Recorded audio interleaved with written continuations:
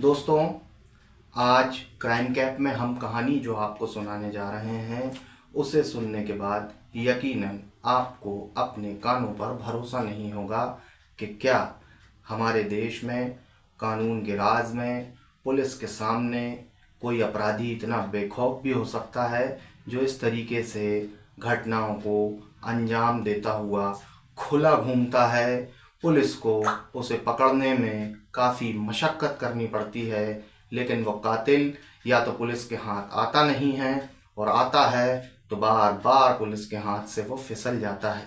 कितनी मुश्किल से और कितने जतन के बाद पुलिस उसे गिरफ्तार कर पाती है और आखिरकार पहुंचा पाती है सलाखों के पीछे, आज की इस कहानी में आप जानेंगे। तारीख 20 अक्टूबर 2006, पश्चिम दिल्ली का हरिनगर थाना। आम दिनों की तरह थाने में रोज़ का काम चल रहा था। सुबह सुबह थाने का फ़ोन घनघनाता है, यानी फ़ोन की घंटी बजती है। आनन फानन में पुलिस का जवान जब फ़ोन उठाता है तो दूसरी तरफ से कोई कहता है कि उसने तिहाड़ जेल के गेट नंबर 3 पर एक लाश रखी है, पुलिस आप वहाँ जाओ और उस लाश को उठा लो। इतना सुनने के बाद सामने वाला फ़ोन रख देता है। अब खुली चुनौती मिलने के बाद पुलिस जब मौका वारदात पर पहुंचती है तो पुलिस को तिहाड़ जेल के गेट नंबर 3 पर मिलती है एक बंधी हुई पोटली। वो पोटली जिसके अंदर बंधी होती है एक लाश, एक ऐसी लाश जिसका सर जो है वो धड़ से अलग होता है। लाश के हाथ पैर नहीं होते हैं, सिर्फ धड़ उस पोटली में बंधा हुआ होता है। यानी कातिल ने लाश की शिनाख्त को जो है वो बेहद मुश्किल बना दिया है, क्योंकि सर नहीं है। कातिल ने सर तो धड़ के साथ नहीं छोड़ा था, लेकिन उसने धड़ के साथ छोड़ी थी एक चिट्ठी जिस पर लिखी हुई थी दिल्ली पुलिस के लिए भद्दी भद्दी गालियाँ। और कातिल उस चिट्ठी में दिल्ली पुलिस को खुली चुनौती देता है और ये कहता है कि दिल्ली पुलिस, हिम्मत है तो मुझे पकड़ कर दिखाओ। हमने आपको बताया साल 2006 के अक्टूबर महीने में ये लाश दिल्ली पुलिस को तिहाड़ के गेट नंबर 3 पर मिलती है। अब 6 महीने बीतते हैं और आता है अप्रैल 2007। ठीक उसी जगह यानी तिहाड़ जेल का वही गेट नंबर 3, पुलिस को एक दूसरी लाश मिलती है। बिल्कुल वही अंदाज, पोटली में बंद लाश, सर धड़ से जुदा किया हुआ, यानी लाश सरकटी होती है। और इस लाश के साथ भी कातिल पहले की तरह एक चिट्ठी रखता है। चिट्ठी का मजमून एक बार फिर वही कि दिल्ली पुलिस को खुली चुनौती, दिल्ली पुलिस के लिए भद्दी भद्दी गालियाँ, और चिट्ठी लिखने वाले के तौर पर नाम दर्ज होता है सीसी। पुलिस अप्रैल में मिली इस लाश पर किसी नतीजे पर पहुंची नहीं होती है और आता है अगला महीना यानी मई 2007 और पुलिस को तिहाड़ जेल के उसी गेट नंबर 3 के सामने एक तीसरी लाश मिलती है। लाश फिर वही अंदाज में, पोटली में बंद, सर कटा हुआ, हाथ पैर गायब, लाश की शिनाख्त मुश्किल। लाश के साथ फिर एक चिट्ठी पुलिस को दी जाती है। चिट्ठी में दिल्ली पुलिस के सबसे निचले कर्मचारी से लेकर सबसे टॉप के अधिकारी तक लिखी होती हैं गंदी गंदी गालियां, कसे होते हैं कमेंट्स, और दिल्ली पुलिस को कातिल देता है खुली चुनौती कि अगर तुम लोग मुझे नहीं पकड़ पाओगे तो तुम सब नामर्द की औलाद कहलाओगे, अगर हिम्मत है तो मुझे पकड़ कर दिखाओ। इसी के साथ कातिल इस चिट्ठी में ये भी लिखता है कि वो साल 2003 में पुलिस और अदालत के द्वारा छूट चुका है। अब देश की राजधानी दिल्ली जैसी सुरक्षित जगह और वहाँ पर भी तिहाड़ जेल जैसा बेहद सुरक्षित माने जाने वाला इलाका, तिहाड़ जेल का मुख्य गेट नंबर 3, उसके बाहर कातिल रख रहा है सरकटी लाशें, थानों में बज रहे हैं फ़ोन, लाश का सर जो है वो धड़ से जुदा है, लाश के साथ मिल रही है खुली चुनौती देती हुई चिट्ठियाँ। पुलिस अब ये समझ चुकी थी कि ये आम अपराध और इसे करने वाला कोई आम अपराधी नहीं है, इसके पीछे कोई बेहद शातिर दिमाग काम कर रहा है। और अब पुलिस चौकन्नी हो गई और पुलिस ने अपने पूरे घोड़े दौड़ा दिए इस सीरियल किलर को गिरफ्तार करने के लिए।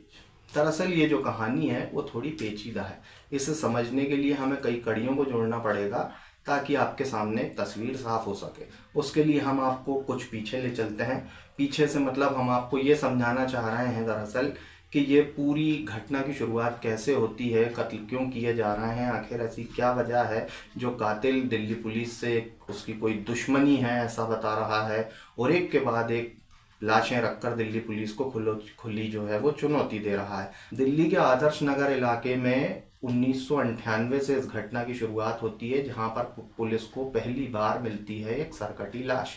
आप यकीन नहीं मानेंगे और सुनकर हैरान हो जाएंगे कि पहली लाश मिलने के बाद ही पुलिस ने आरोपी को गिरफ्तार कर लिया था, लेकिन उतने ही हैरत अंगेज तरीके से ये कातिल जो है वो पुलिस के हाथों से निकल गया और वो रिहा हो गया।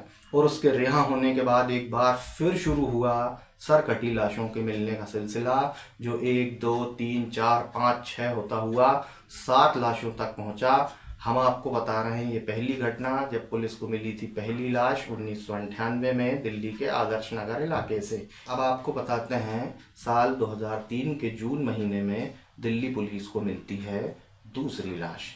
इसके बाद नवंबर 2003 में तिहाड़ जेल के गेट नंबर 1 पर मिलती है पुलिस को तीसरी लाश। इसके बाद 2005 में मंगोलपुरी में मिलती है पुलिस को चौथी लाश। इसके बाद 2006 में पुलिस को गेट नंबर 3 तिहाड़ जेल पर मिलती है 5वीं लाश। उसके ठीक 6 महीने बाद यानी अप्रैल 2007 में मिलती है 6वीं लाश, और उसके ठीक अगले ही महीने मई 2007 में पुलिस को मिलती है 7वीं लाश। पुलिस के सामने एक के बाद एक ये चुनौतियां रखने वाला जो कातिल था, ये शातिर हत्यारा, ये सीरियल किलर, इसका नाम था चंद्रकांत झा। हम आपको बता दें कि पहले ही कत्ल के बाद या पहली हत्या करने के बाद ही पुलिस के द्वारा इसे गिरफ्तार कर लिया गया था, लेकिन सबूतों के अभाव में ये बरी हो गया। पुलिस इसके खिलाफ कोई पुख्ता सबूत अदालत में पेश नहीं कर पाई थी। सर जो है वो धड़ से अलग था, लाश की शिनाख्त नहीं हुई थी, कोई ठोस सबूत नहीं थे, कोई गवाह नहीं थे, तो केस जो है वो कमज़ोर बना। और जाहिर सी बात है चंद्रकांत जो है वो पुलिस के हाथ आकर भी पुलिस के हाथ ना आ सका और वो जेल से बाहर आ गया। इसके बाद शुरू हुआ कत्ल का वो सिलसिला जिसने दिल्ली पुलिस की नींदें उड़ा दी।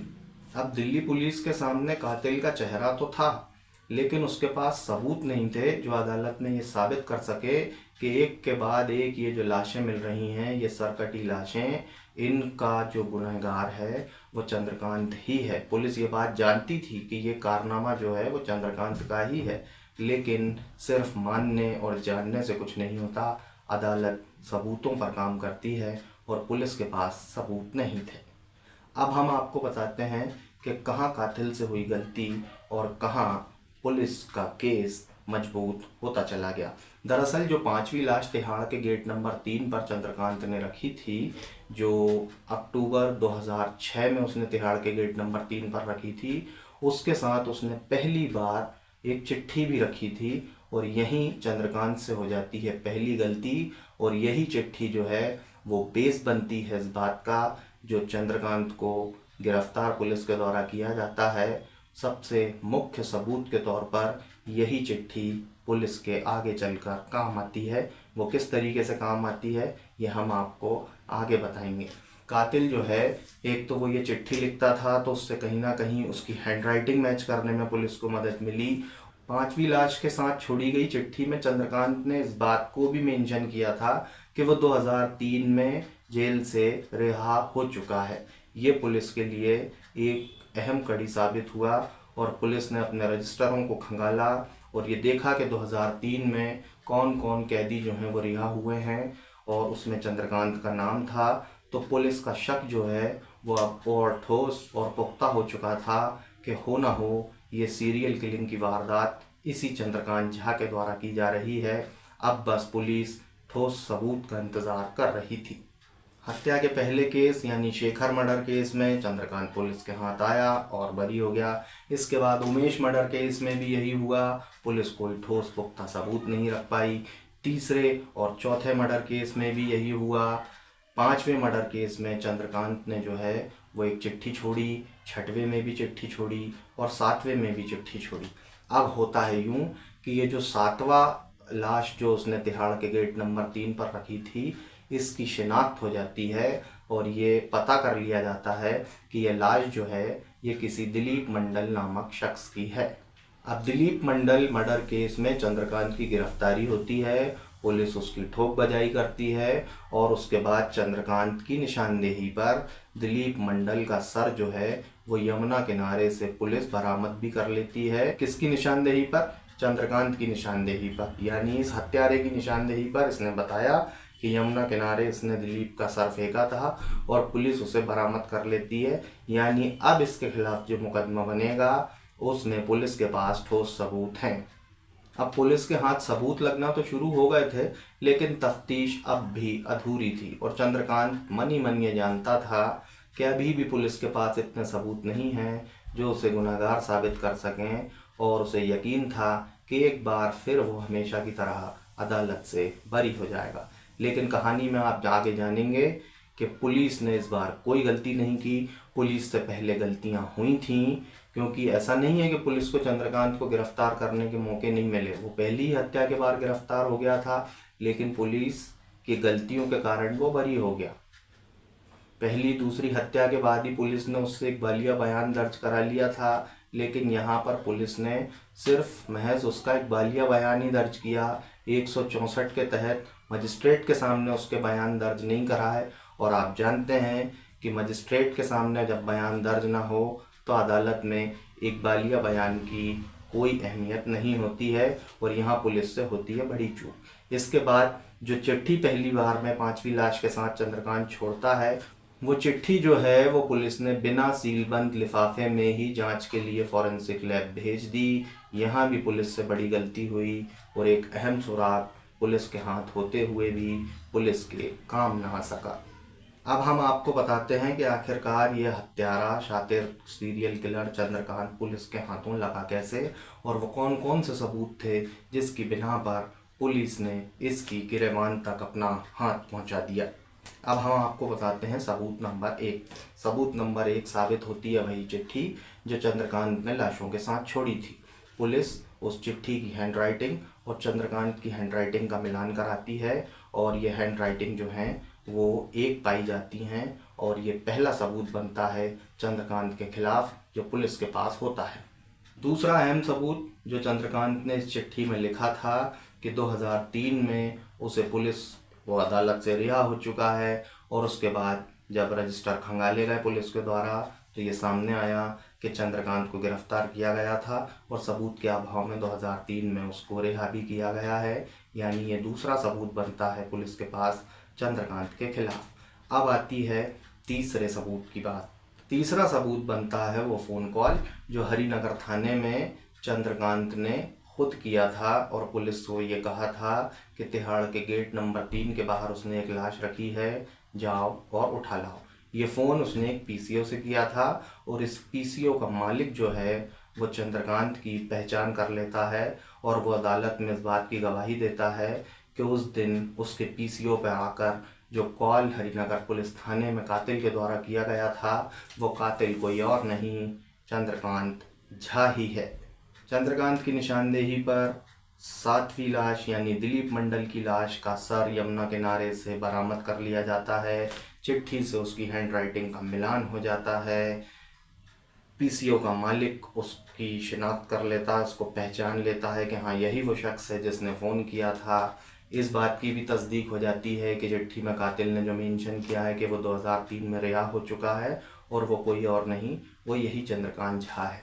इसके बाद चंद्रकांत के घर से हत्या जिस धारदार हथियार से की गई थी वो भी पुलिस के द्वारा बरामद किया जाता है, और उस पर जो खून लगा हुआ मिलता है उस खून को भी पुलिस मैच कराती है लैब में, और वो दिलीप मंडल के खून से मैच हो जाता है, और ये साबित हो जाता है कि इस धारदार हथियार यानी कत्ते और चाकू पर लगा हुआ खून किसी और का नहीं, दिलीप मंडल का है। दिलीप मंडल यानी वो शख्स जिसकी निर्मम हत्या इस हत्यारे चंद्रकांत झा ने की थी। पुलिस के पास अब पर्याप्त सबूत थे और पुलिस चंद्रकांत को गिरफ्तार करती है। पुलिस जब चंद्रकांत को गिरफ्तार करती है और कुटो साले को वाले अंदाज में जब इससे पूछताछ की जाती है तो ये पुलिस के सामने एक ऐसी कहानी रखता है जिसे सुनने के बाद पुलिस वालों के भी होश उड़ जाते हैं। दरअसल जब पुलिस इससे पूछती है कि तुमने ये हत्याएं क्यों की, तो चंद्रकांत पुलिस से कहता है कि मैंने किसी को नहीं मारा, मैंने बस उन्हें उनके कर्मों की सज़ा दी है। हम आपको यहाँ बता दें कि ये जो शख्स है चंद्रकांत झा, ये काफ़ी गुस्सैल व्यक्ति है, ये गुस्से का काफ़ी तेज है और छोटी छोटी बातों पर ये अपने जान पहचान के लोगों की हत्याएं कर देता था। हत्याएं इतनी छोटी बात पर कि अगर कोई दोस्त इसके घर आया और साथ खाने पीने के बाद उसने अगर अपने जूठे बर्तन वहीं छोड़ दिए, बर्तन नहीं धोए या जगह पर नहीं रखे, या वो सोफ़े पर इससे बिना पूछे बैठ गया, या इसकी बिना इजाज़त के इसका स्कूटर कहीं ले गया, या इसका स्कूटर अगर वो कहीं ले गया और पंचर करके वापस ले आया, इसका मोबाइल फ़ोन अगर इसकी इजाज़त के बिना यूज़ कर लिया, ऐसी छोटी छोटी सी बातों पर इसने हत्याएं की। आपको यकीन नहीं होगा कि कोई इतनी सी बात पर भी किसी से इतना नाराज़ हो सकता है कि वो उसका कत्ल कर दे। लेकिन इस कातिल ने जो कहानी पुलिस को सुनाई, उससे पुलिस हैरान हो गई कि आखिर ये कैसा इंसान है जिसने इतनी छोटी छोटी सी बातों के लिए अपने ही जान पहचान वालों की, अपने ही दोस्तों की जान ले ली। अब 2007 में पुलिस चंद्रकांत को जो है वो गिरफ्तार कर लेती है। जैसा हमने आपको बताया, इसके खिलाफ पहले की हत्याओं में तो पुलिस के पास कोई सबूत नहीं होते, लेकिन दिलीप मंडल वाले केस में पुलिस के पास पुख्ता सबूत होते हैं और पुलिस जो है वो मजबूत मामला बनाते हुए एक बार फिर इसके खिलाफ चार्जशीट दायर करती है।